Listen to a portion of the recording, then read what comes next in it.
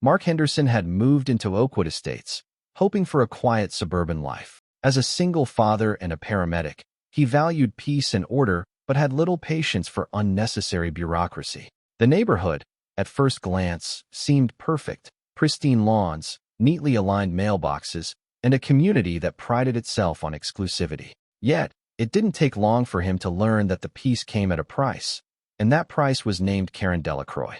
Karen wasn't just the HOA president. She was its self-appointed queen, ruling over the neighborhood with an iron fist.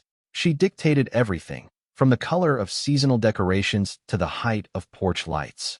She thrived on control, delighting in handing out violation notices for the most trivial infractions. The stories about her were infamous.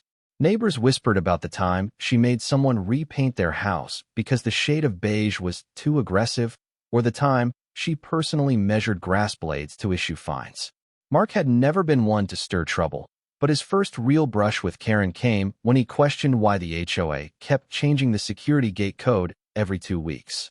The inconvenience was obvious, especially for residents who worked late shifts like him. Karen had responded with a tight smile and a patronizing tone, explaining that it was for security reasons. He had let it go at the time, but the look in her eyes had made it clear he had been marked as a problem. For the most part, he ignored her. He was too busy with work and raising his 12-year-old son, Ben. Ben, who had struggled with asthma since childhood, was the reason Mark had chosen this gated community in the first place. He had been assured that it was safe, quiet, and ideal for families. The rules and regulations, no matter how absurd, were a small price to pay for that. But then, the accidents started happening. First, his security code inexplicably stopped working one night after a long shift. He had to call the HOA emergency line, where Karen coolly informed him that his code had been accidentally removed from the system. She apologized with feigned concern, her voice dripping with insincerity. Then came the fines, petty violations that seemed targeted, like a warning about his trash cans being placed half an inch too close to the curb, or a notice claiming that his porch light was too bright despite being the same model as his neighbors. Every complaint felt like a calculated move to push him into submission. Mark tolerated it all. He didn't have time for power struggles. But everything changed the night Ben had an asthma attack. It started as a normal evening. Mark had just returned from a long shift and was getting dinner ready when he heard the telltale wheeze from Ben's room. His son's asthma had been under control lately, but sometimes, without warning, it would flare up. Mark rushed to grab Ben's inhaler from the cabinet, only to realize it wasn't there. He searched every possible place, overturning couch cushions and rifling through drawers, but it was gone. His mind raced. He could have sworn he had a backup, but in his exhaustion from work, had he forgotten to pick up a refill? Ben's breathing grew more labored. Mark didn't hesitate. He grabbed his phone and called 911. "This is an emergency. My son's having an asthma attack. We need an ambulance now." The dispatcher assured him that paramedics were on the way. Mark's house was easy to find, but a pit formed in his stomach as he remembered the one obstacle that could slow them down: the gate. He sprinted outside, heading straight for the entrance of the community, hoping to meet the ambulance and let them in without delay. But when he arrived, his worst nightmare was waiting for him. Karen Delacroix stood at the gate's control panel, arms crossed, her expression unreadable. The glow of the security screen reflected off her perfectly manicured nails. Mark's heart pounded. "Karen, an ambulance is coming for my son. Open the gate." Karen tilted her head, her lips curling into a smirk. "Oh, Mark, protocol states that emergency vehicles must have authorization to enter." Mark could hardly process what he was hearing. "You can't be serious. My son can't breathe. Open the damn gate." She gave an exaggerated sigh, tapping the panel with a manicured finger. "Rules are rules, Mark. You know that. We had an issue last year with unauthorized vehicles, and we simply can't have people taking advantage of emergency services for minor inconveniences." Rage surged through him. A minor inconvenience? He's having an asthma attack. He could die. Karen remained unbothered, shrugging. "Then perhaps you should have ensured you had proper medical supplies at home. We all have responsibilities." The sound of sirens in the distance sent relief flooding through Mark. But as he turned toward the approaching ambulance, Karen calmly pressed a button on the keypad. The gate's lock engaged with a mechanical click. Mark's breath caught. "What the hell are you doing?" She folded her arms. "The HOA board has to approve emergency vehicle access in non-fire situations. I'd love to help, really, but if I make an exception for you, then where do we draw the line? He couldn't believe what he was hearing. His fists clenched as the ambulance pulled up on the other side of the gate, lights flashing. The paramedics inside quickly assessed the situation, trying to communicate through the metal bars. One of them, a young woman, shouted, "We need to get in now. Can you open it?" Mark turned back to Karen. "You're playing games with my son's life." Karen's smirk remained. "I'm enforcing the rules." Mark didn't wait for another word. Without thinking, he bolted toward the gate, gripping the top and hoisting himself over. Karen shrieked in outrage. "This is trespassing. You're violating HOA property." Mark ignored her. He landed hard on the other side and sprinted to the ambulance. The paramedics grabbed their equipment and scaled the gate themselves, determined to reach Ben as fast as possible. Behind them, Karen was screaming into her phone, "Security, police. Mark Henderson is breaking the law and endangering this community." Mark's blood boiled, but he had no time to waste. He and the medics rushed back toward the house. Inside, Ben was gasping for air, his face pale, his small frame trembling as he struggled for each breath. The paramedics moved quickly, administering oxygen and preparing a nebulizer treatment. Mark knelt beside his son, gripping his hand. "You're going to be okay, buddy. Just hang in there." As the medicine took effect, Ben's breathing began to ease. Relief washed over Mark, but his hands were still shaking with rage, with fear, with the sheer helplessness he had felt just minutes ago. A knock at the door interrupted the moment. Mark turned to see two uniformed officers standing on his porch. Behind them, Karen stood with her arms folded, looking smug. The taller officer cleared his throat. "Sir, we received a report about unauthorized trespassing and disorderly conduct." Mark couldn't believe it. He had just saved his son's life, and now he was the one being treated like a criminal. Karen stepped forward, feigning concern. "It's so unfortunate, officers. I warned him about our rules, but he just refused to listen. He was out of control, scaling gates, causing a scene. You know, we have these rules for a reason." Mark felt his stomach churn. The audacity of this woman was beyond comprehension. He turned to the officers, his voice like steel. "My son was having a medical emergency." She locked the gate and refused to open it for the ambulance. She put his life at risk. One of the paramedics still tending to Ben looked up. "That's true. We could have lost precious minutes. It was reckless and unnecessary." The officers exchanged a look. They weren't sure how to handle this. Karen scoffed. "Oh, come now. His son is fine, isn't he? No real harm done. But property damage? Violating HOA security policies? That's a different matter entirely." Mark clenched his jaw so hard it hurt. This woman had nearly cost his son his life, and she was still acting like she was in the right. For the first time, however, Karen's confidence wavered as neighbors began to gather. A few had been watching the ordeal from their windows, and now murmurs spread through the small crowd. Some of them were whispering to each other. Others looked horrified. Karen's expression darkened as she realized something. This time, she had gone too far. But she wasn't done yet, not by a long shot. Mark stood in his doorway, his fists clenched at his sides, as the officers hesitated. His son was still lying on the couch, recovering from the asthma attack that could have been fatal had the ambulance been delayed any longer. But instead of arresting the woman who had blocked emergency medical care, the police were debating whether he was in the wrong for breaking through the gate. Karen stood smugly behind them, arms crossed, waiting for Mark to be punished for defying her. The officers exchanged a look. The situation was tricky. They had received a complaint from the HOA president, but they also had an entire medical team as witnesses. One of the paramedics, the young woman who had climbed the gate with Mark, stepped forward. "With all due respect, officers, this man saved his son's life. The delay could have caused permanent damage or worse. We were forced to climb a locked gate because this woman," she shot Karen a glare as she continued, "refused to let emergency personnel through." Karen huffed, "And as I already explained, we have procedures in place to allow emergency access after approval. It's not my fault that he failed to follow proper protocols." Mark's patience snapped. "Are you actually hearing yourself, Karen? My son was dying. There was no protocol. He needed help immediately." Karen rolled her eyes, her mask of fake concern slipping. "Oh, don't be so dramatic. He's breathing just fine now, isn't he?" A murmur ran through the crowd of neighbors that had gathered. Some of them had been hesitant to involve themselves earlier, but now the realization was sinking in. Karen had actively prevented medical help from arriving. One of the officers cleared his throat. "Ma'am, Do you realize that obstructing emergency services is a crime? If what these witnesses are saying is true, you could be facing serious consequences. Karen's face twitched, her confidence faltering for the first time. But instead of backing down, she doubled down. I was following HOA rules. If we don't have order, what do we have? If everyone just started letting emergency vehicles in without documentation, we'd have chaos. The rules exist for a reason. Mark's fury burned hotter, but now he wasn't the only one who saw through her nonsense. A voice rang out from the crowd. Tom, his next-door neighbor and a usually passive man who had avoided HOA drama for years, called out. That's a load of garbage, Karen.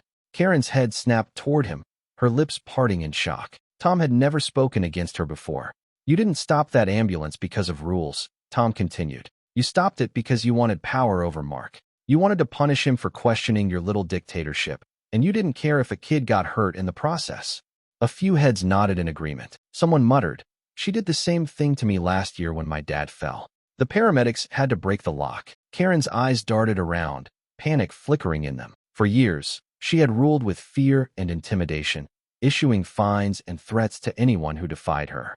But now, the tide was turning. Mark, sensing an opportunity, stepped forward. His voice was calm but firm. She's done this before. A few reluctant nods followed. Lisa, a single mother from 3 houses down, spoke up. I got fined for calling an ambulance last year when my daughter broke her arm. Karen said I should have driven her myself instead of disturbing the neighborhood with sirens. More murmurs followed. The story started coming out. Small abuses of power, each one dismissed as Karen being Karen at the time. But now they were stacking up, forming a pattern of cruelty that couldn't be ignored anymore. Mark turned back to the officers. How many times does she have to block emergency services before something is actually done about it? One officer checked his radio, speaking quietly to dispatch.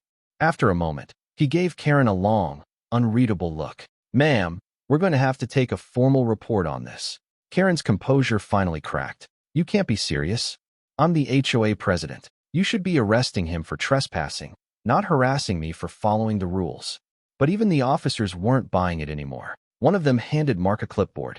If you're willing to press charges for obstruction, we'll take this to the department. Mark didn't hesitate. I absolutely am. Karen gasped as if she had been physically struck. You can't do this. I was just. She turned to the neighbors, searching for support, but no one came to her defense. Even her closest HOA allies stayed silent. For the first time, Karen was alone. Her mouth opened and closed, her mind scrambling for a way out of this.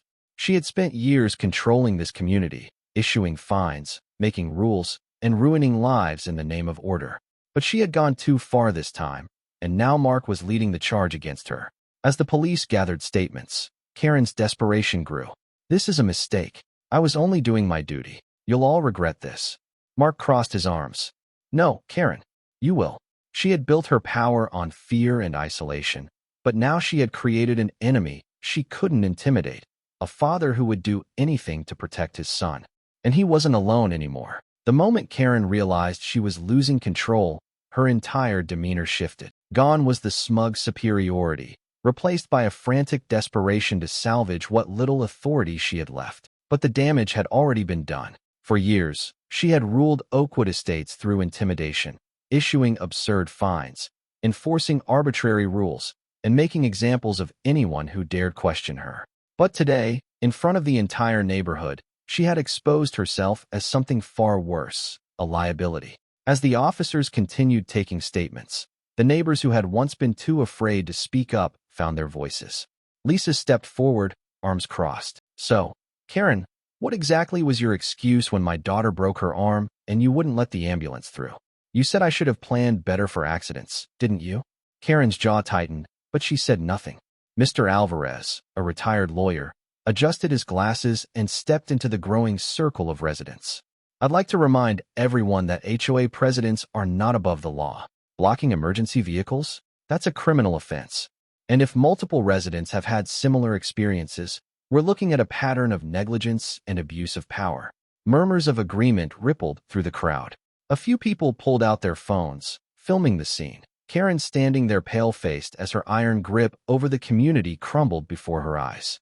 Karen turned to her last remaining supporter, a man named Greg who had always been eager to side with her. Greg, You know I was just doing what's best for the neighborhood, right? Greg took a step back, shaking his head. Nah, Karen, not this time. She turned frantically, searching for allies, but there were none left. Tom, the once neutral neighbor, crossed his arms. Face it, Karen. You finally pissed off the wrong guy. Karen's lips curled in rage. You people don't understand. I keep this place running. Without me, this community would fall apart. Mark scoffed. Funny. I think we'd be just fine without someone who nearly got a kid killed over her obsession with rules. A ripple of approval ran through the crowd. Someone muttered, "We should have gotten rid of her years ago." Sensing her power slipping beyond her grasp, Karen turned back to the police officers. "This is harassment. I'm the victim here." One of the officers sighed. "Ma'am, we'll be conducting an official investigation. If you're found guilty of obstructing emergency services, you'll be facing legal consequences." Karen's eyes widened. Legal consequences? Mr. Alvarez smirked. That's right, Karen. And if anyone else wants to come forward about her misuse of HOA funds, I'd be more than happy to help prepare a class action lawsuit. The mention of a lawsuit sent a ripple of excitement through the neighbors. Karen had fined and harassed nearly everyone here. Now they had the chance to fight back. One by one, people started stepping forward with their own complaints. Excessive fines for nonsense violations like a gnome being too colorful or a mailbox being slightly crooked. Misuse of HOA dues, as Karen had been spending community money on lavish personal expenses, including a custom security system for her own house, and intimidation tactics, where Karen had threatened to evict people for questioning her decisions. The officer taking notes frowned. This is a lot. We're going to need to escalate this. Mark couldn't help but smile as Karen's empire crumbled in real time. She had spent years terrorizing this community, but now, she was the one being held accountable. Her face was a mask of pure fury, but she had no more cards to play. No one was coming to defend her. And Mark? Mark had won the war. Karen had spent years cementing herself as the untouchable ruler of Oakwood Estates, but now she stood frozen in the middle of the street, her power unraveling right before her eyes. The police were writing reports, her neighbors were turning against her, and worst of all, her own rules were being used against her. Mark could see the moment the reality hit her. Her shoulders stiffened, her lips pursed, and her eyes darted between the crowd and the officers as if looking for an escape. But there was none. The residents weren't just angry anymore. They were ready for justice. Lisa stepped forward, waving her phone. I just sent a complaint to the HOA Oversight Board. Since multiple people are reporting her blocking emergency vehicles, they have to open an inquiry. Mr. Alvarez nodded. And given the legal implications, I imagine they won't want to be associated with her much longer. Karen's nostrils flared. You can't just, oh, we can, Tom cut in. You know how you always say rules are rules? Well, your own rules say an emergency HOA meeting can be called with enough complaints. And guess what? He grinned. We just sent dozens. A few others held up their phones, confirming that Karen's fate was sealed. The officers exchanged a glance before the taller one turned to Karen. Ma'am, we need you to come down to the station to answer some questions. If this obstruction led to medical endangerment, the district attorney may be looking at criminal charges. Karen's face drained of all color. Criminal charges? She echoed, her voice barely a whisper. That's correct. The officer continued, unfazed. And if these claims about financial misconduct hold up, you'll be facing civil suits on top of that. For the first time, Karen looked scared. She spun on her heels, eyes locking onto Mark as if he were the root of all her problems. This is your fault, she spat. You're ruining this community. I kept things organized. Mark chuckled, shaking his head.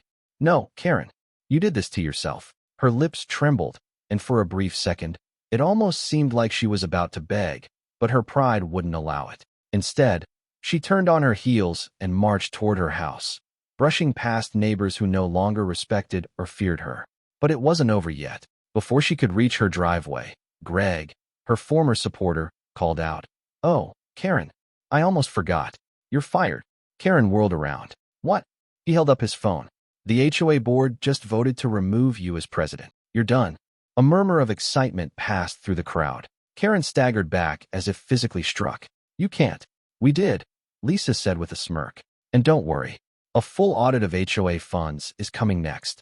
The final blow. Karen was officially powerless. Her reign was over. She let out an inhuman shriek before storming inside, slamming the door behind her. The neighborhood erupted in cheers. Mark let out a breath he hadn't realized he was holding. It was finally over. The fallout from Karen's downfall was swift and satisfying. The very next morning, the HOA board sent out an official notice. Karen Delacroix was permanently removed from all HOA leadership positions. Her security access was revoked. Her finances were frozen pending an investigation. And worst of all, her own rules were now being used against her. Mark stepped onto his porch, coffee in hand, watching as the cleanup of her mess began. The neighborhood that had once been silent and fearful was now buzzing with life. Neighbors chatted freely, no longer afraid of being spied on or fined for the wrong shade of garden gnome. Tom, who had spent years avoiding conflict, grinned as he redecorated his yard with oversized, ridiculous decorations, the kind Karen had banned before. Lisa put up a brightly colored welcome mat, knowing Karen could no longer cite uniformity violations. The changes weren't just symbolic. The HOA board announced major reforms. Emergency vehicles would have permanent access, ridiculous fines were rescinded, and a full audit was underway to recover the money Karen had misused. And as for Karen, the investigation into her finances unearthed massive embezzlement. She had diverted thousands of dollars from HOA funds for security upgrades, all for her own house. With the evidence piling up, she was facing criminal fraud charges in addition to obstruction of emergency services. Her house, which she had once patrolled like a fortress, was now a prison. The woman who had spent years controlling the neighborhood was now trapped inside, afraid to show her face. A week later, Mark watched as a moving truck pulled into her driveway. She was leaving. Karen, once the most feared figure in Oakwood Estates, was now packing up in disgrace. Greg, her former ally, leaned against his car, arms crossed. Guess she couldn't handle living under her own rules. Lisa smirked. I wonder if the next neighborhood she moves to has an HOA. Tom chuckled. If they do, she won't be in charge of it. As Karen climbed into her car, she shot one last glare at Mark, seething with resentment. But this time, he didn't feel anger, only satisfaction. He raised his coffee cup in a mock toast. Safe travels, Karen. Don't let the HOA violations hit you on the way out. The neighbors laughed, and as Karen's car disappeared down the street, a sense of relief washed over the community. For the first time in years, Oakwood Estates belonged to its residents again. Mark turned back toward his house, where Ben was sitting on the porch, breathing easy. The air felt lighter. The neighborhood felt freer. And as he closed his front door, he knew one thing for sure. Karen Delacroix would never be a problem again.